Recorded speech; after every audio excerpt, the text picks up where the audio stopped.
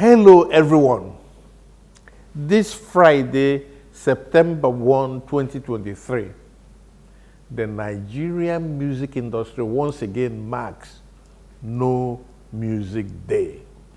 Let us recap that No Music Day is a day that the industry in Nigeria has dedicated annually to bringing the attention of the Nigerian nation to the widespread infringement of the rights of songwriters, composers, performers, music publishers, label owners, and other stakeholders in the nation's creative industry. You may ask, why is September 1 called No Music Day? Exactly 14 years ago, on September 1, 2009, practitioners in the entire Nigerian creative family massed in front of the National Theatre in Lagos and for days refused to eat or drink and demanded that the over 400 licensed broadcast stations in the country who use music as their key raw materials for their operations should not broadcast music for a significant period of that day.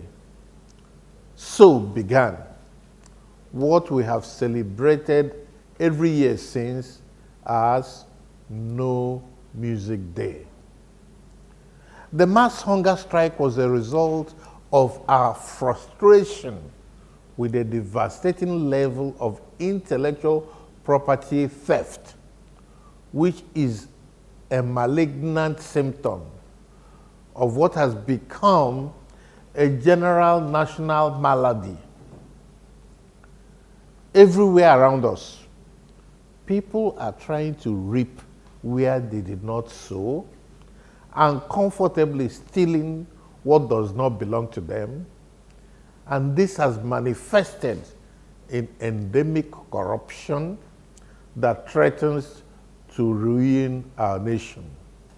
Every year, in marking No Music Day, our key objective has been to engage the Nigerian people and the various governments on the potential contributions of Nigerian creativity to the development of the Nigerian nation and the necessity to fully deploy the substantial comparative advantage which our nation possesses in this area, so as to provide hundreds of thousands of well-paying jobs to the teeming masses of Nigerian youth who parade the streets of our country almost hopelessly, and which hopelessness invariably attracts them to become laborers in the devil's workshop.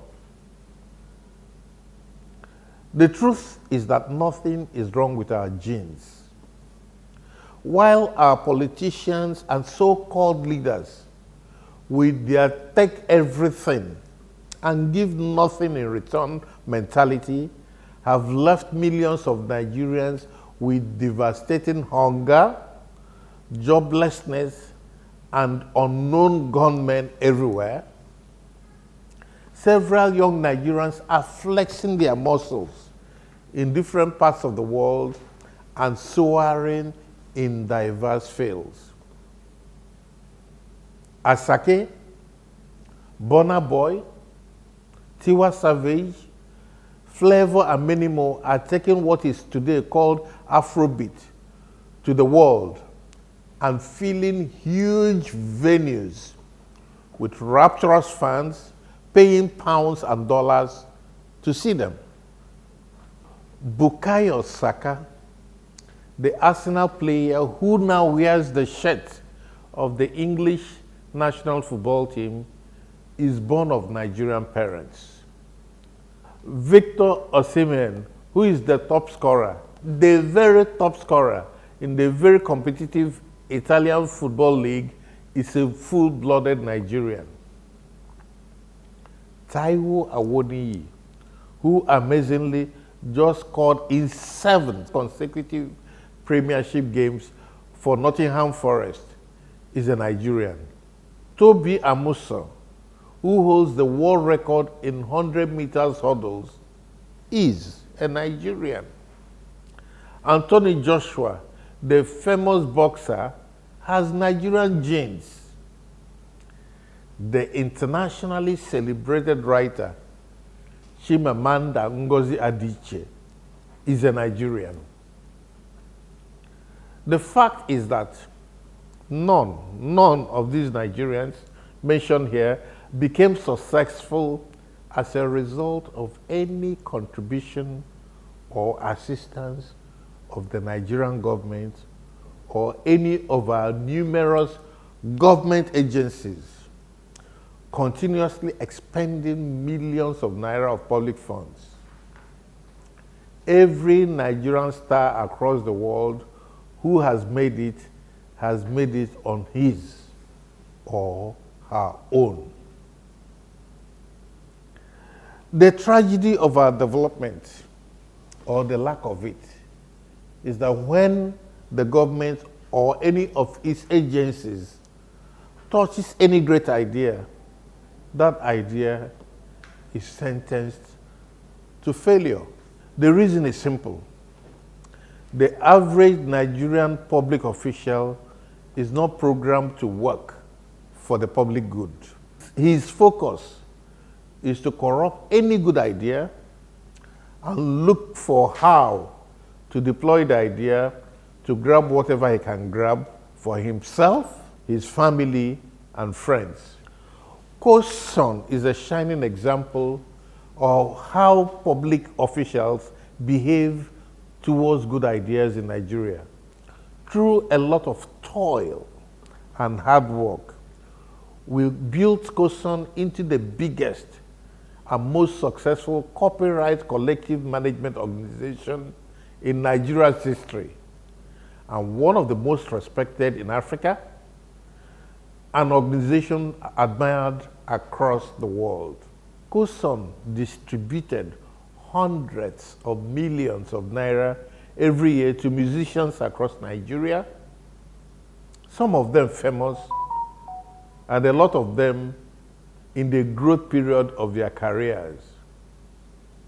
We built the magnificent COSON house in Ikeja without borrowing any money and without any government help whatsoever.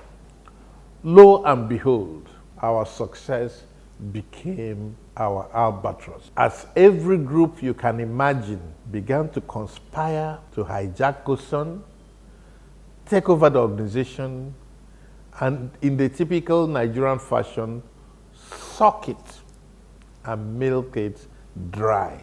We said no, and the government agency we campaigned vigorously to be set up, an agency that was supposed to protect us, joined our adversaries, deployed powers they do not have under the law, and took every imaginable step to annihilate us. Some officials of the government devised divide and rule tactics to infiltrate our leadership, some planning to retire into COSON when they leave government.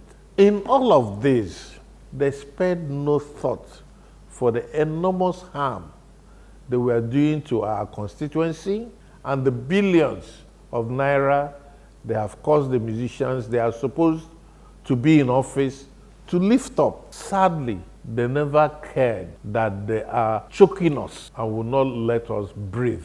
At the end of the day, it has become clear that the musicians will have done much better without this government agency. What has happened to COSON has happened to several other organizations and individuals in Nigeria, faced with officials of government who see their role not as agents of growth in position to lift up institutions and individuals. These officials are in every sense self-centered agents set to pull down good institutions, good ideas, and good individuals and feast on their carcass. COSON members across the country are hereby applauded for the great example they have shown and their steadfast resistance of the massive efforts to hijack the organization or to kill it. They are also applauded for their support of the COSON leadership in the midst of the lawless assault by rapacious agents deploying state apparatus to take over the great organization we have built. Every time I pray for the members of COSON. Once again, I make this broadcast from COSON House in Ikeja, which is property that belongs 100% to the creative people of Nigeria, and which shows what we can do when we work together. I wish to state that I am proud of the members of COSON everywhere in Nigeria, our board members, and the indefatigable management team at COSON. COSON has continued to thrive because we have not allowed anyone to tear us apart, which underlines the truism in the words, united we stand, divided we fall. On this No Music Day, I restate the determination of COSON to remain a transparent and law-abiding agent of strength, unity, progress, and growth for the music industry in Nigeria, with the determination to shield the Nigerian music industry from scammers and marauders who work day and night to turn collective management of copyright into their personal cash cow and naira gushing ATM. Yes, on this No Music Day 2023, I wish to assure the thousands of members of COSON across the country that the season of the locust is practically over and that every step is being taken to make sure that the music begins to pay again without delay. On this No Music Day, I call on the true creatives of Nigeria to borrow a leaf from COSON, bind together and work together for the good of all, and to resist those who work day and night to divide us so they can feast on that division. Nigerian musicians must continue to conquer territories and soar in every part of the world. Nigerian movies must be dominant everywhere we go. Nigerian fashion must be the toast of people in every part of the world. Nigerian sportsmen must conquer in every field, on every track, every court, and every ring. Nigerian content must be the reference point on every platform. We very much recognize the deep despair in the land, the hunger that threatens the life of millions of Nigerians, the insecurity that has snatched the lives of many of our countrymen, and the anguish under which many Nigerians wake up in the morning and go to bed at night. Nigerian creatives cannot afford to give up. We must work hard together for the unity of our country and the progress of our nation. We must contribute to making Nigeria a nation in which people do not brazenly reap where they did not sow and comfortably steal what does not belong to them and amass wealth which they have not earned. We cannot afford to give up as a nation, despite the immense disappointments we have faced.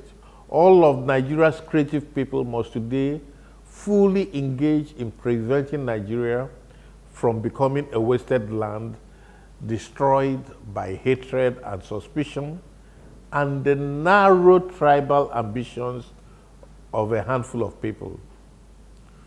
On this No Music Day 2023, I pray for all Nigerians who are going through trials, tribulations, and hardship, and beg the Almighty to please meet their needs. God bless the Nigerian creative industry, and God bless the great people of Nigeria.